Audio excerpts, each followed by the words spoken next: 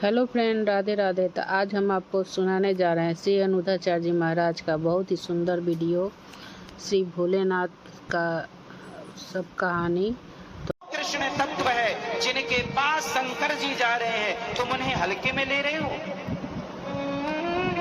कृष्ण को कोई सामान्य तत्व समझ रहे हैं आप लोग क्या?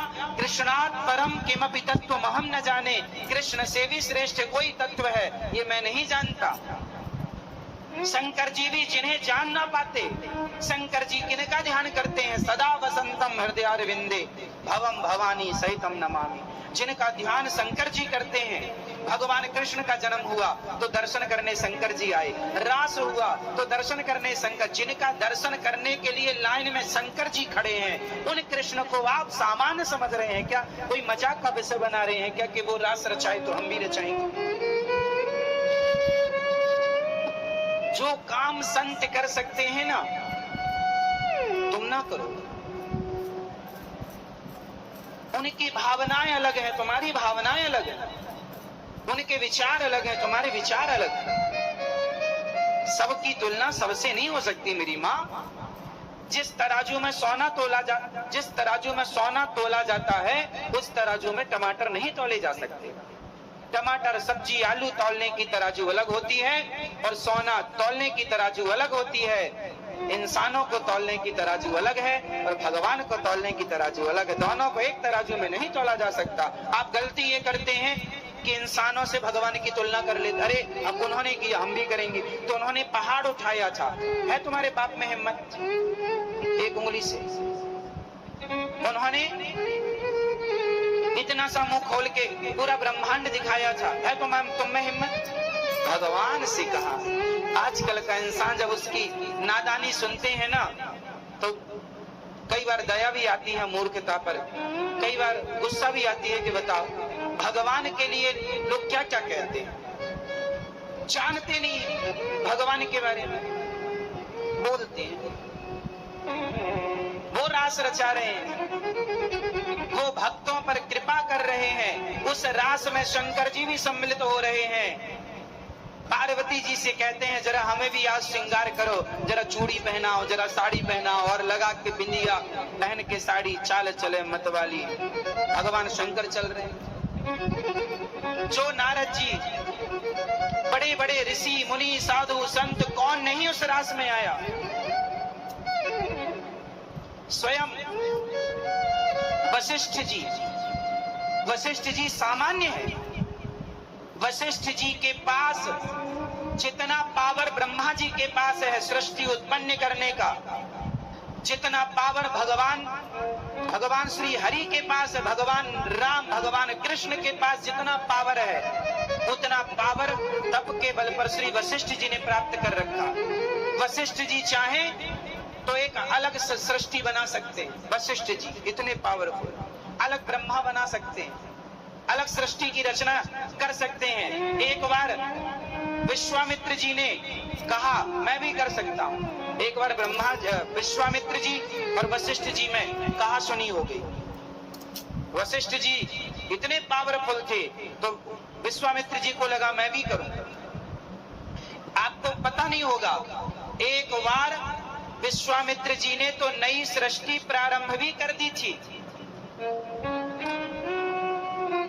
नई सृष्टि, और वो नई सृष्टि क्या है जानते हो? तो नई सृष्टि कर लो, तो कहा कि कर लो, तो वो करने लग गए।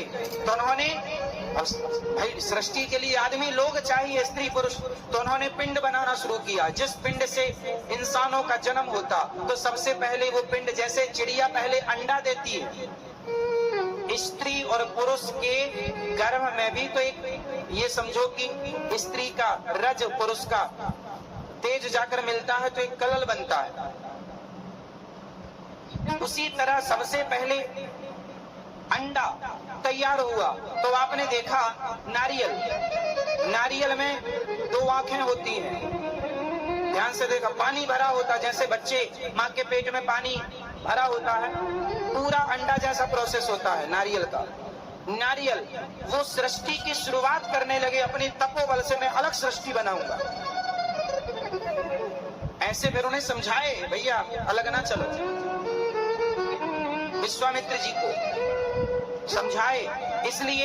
इसलिए नारियल तोड़ने की परंपरा बनी कि नारियल भी एक जीव है, जैसे हम हैं ऐसे ही लगभग नारियल। इसलिए हमारे यहाँ पशुओं की बलि ना चढ़ा करके विश्वामित्र जी की सृष्टि के जो लोग थे, जो शुरुआत थी बाद में की नहीं गई, उस नारियल को तोड़ करके कहा गया कि हमारी तो यही बलि मान लो प्रभु, यदि आपको बलि चाहिए तो नारियल की बलि।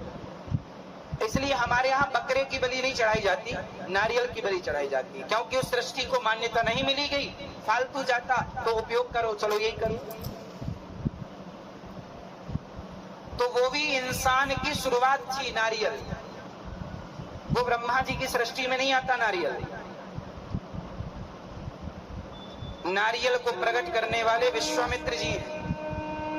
विश्वामित्र जी तो कम पावरफुल हैं, वशिष्ठ जी तो इतने पावरफुल हैं जस की तस ये सृष्टि को मिटा के फिर बना सकते हैं। वशिष्ठ जी राम जी के गुरु वशिष्ठ जी, आज भी वशिष्ठ जी हैं। कश्यपोत्री वशिष्ठस्य विश्वामित्रोथ गौतमा जमदग्निर् भरद्वाज। ये 7 सप्तर्षि होते हैं, सुना आप लोगों ने सुना? सप्तऋषि पुच्छल तारा देखा होगा, सप्तऋषियों को आकाश में देखा होगा, एक साथ रहते हैं, वो सप्तऋषि होते हैं। कौन कौन है उनमें? कश्यप, कश्यपोत्री अत्रि, कश्यपत्री, कश्यपोत्री वशिष्ठ, वशिष्ठ कश्यपोत्री वशिष्ठस्य, विश्वामित्र, विश्वामित्र भी उसमें है। कश्यप, कश्यपोत्री अत्रि, अनसुईया माँ के पति, कश्यपोत्री वशिष्ठस्य विश्वामित्रोथ गौतमा, गौतम ऋषि अहिल्या के पति, कश्यपोत्री वशिष्ठस्य विश्वामित्रोथ गौतमा, कश्यपोत्री वशिष्ठस्य विश्वामित्रोथ गौतमा जमदग्निर् भरद्वाज। जमदग्नि मतलब परशुराम जी के पिता, जमदग्निर् भरद्वाज, भरद्वाज जी। भरद्वाज जी का नाम सुना होगा, रामचरितमानस में भरद्वाज जी का उल्लेख। राम जी उनके आश्रम भी गए थे, श्री भरद्वाज जी के। भरद्वाज मुनि बसई प्रयागराज में रहते थे। ये सप्त ऋषि हैं जो इतने पावरफुल हैं, सातों के अलग सृष्टि कर सकते हैं। ये सारे ऋषि, इन सब के ऊपर होते हैं भगवान शंकर, इंद्र के देवताओं के राजा इंद्र के ऊपर इंद्र हाथ जोड़े खड़े रहते हैं भगवान शंकर के आगे। सबसे पावरफुल हैं सृष्टि में ऋषि। ऋषियों से देवता जो है ना, देवता पावरफुल नहीं होते। ये ऋषि लोग चाहे तो देवताओं को जहां चाहे, इंद्र को श्राप दे दिया था गौतम ऋषि ने, जा तेरे पूरे शरीर में योनि हो जाए। अहिल्या का जब चरित्र बिगाड़ने गए, 1000 योनि छिद्र हो गए थे पूरे शरीर में, मुंह दिखाया नहीं गया इंद्र से कहीं। बाद में फिर आंख के रूप में परिणित हो गई। इंद्र की 1000 आंख है। तो वीडियो कैसा लगा जरूर बताइएगा और लाइक एंड सब्सक्राइब करना नहीं भूलिएगा। राधे राधे फ्रेंड, राधे राधे।